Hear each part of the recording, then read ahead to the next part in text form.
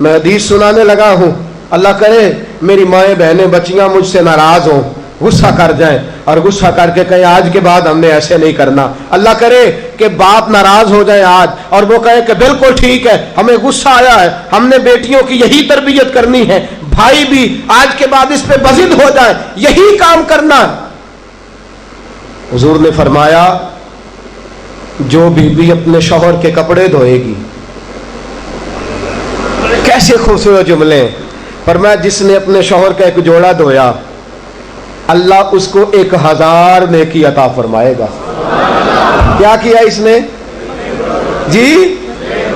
اور اگر 4 دھوئے تو، اور اگر 10 دھوئے، جس بی بی نے ایک جوڑا خامد کا دھویا 1000 نیکی ملے گی۔ فرمایا اللہ 2000 گناہ معاف فرما دے گا۔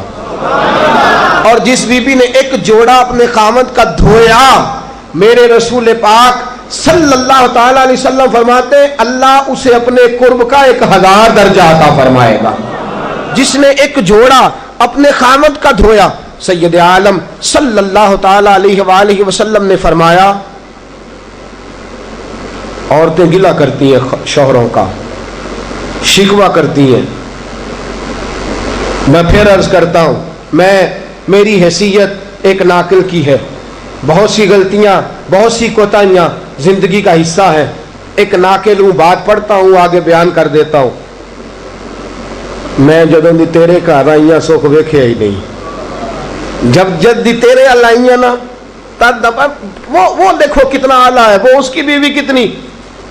حدیث سنانے لگا ہوں، میرے رسول پاک صلی اللہ علیہ وسلم نے فرمایا جس بی بی نے ایک دفعہ کہہ دیا اپنے شوہر سے کہ جب سے تیرے پاس آئی ہوں بھلائی نہیں دیکھی، ایک دفعہ کہا، ایک دفعہ بولی کہ جب سے تیرے پاس آئی ہوں بھلائی نہیں دیکھی، رسول پاک فرماتے ہیں اللہ اس کی 70 سال کی عبادت ضائع کر دے گا۔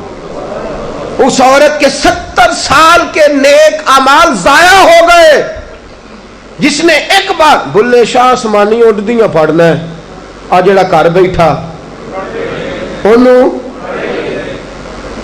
بیٹے کی جنت ماں کے قدموں میں، اور عورت کی جنت اس کے شوہر کے۔ آپ بڑے راضی ہو رہے ہیں، کچھ دنوں کے بعد مضمون آ رہا ہے میاں بیوی کے حقوق کا، آپ نے بھی پھنسنا ہے وہاں، لیکن آج جو عنوان ہے میں اسی پر بات کر رہا ہوں۔ نبی پاک صلی اللہ تعالی علیہ وآلہ وسلم نے فرمایا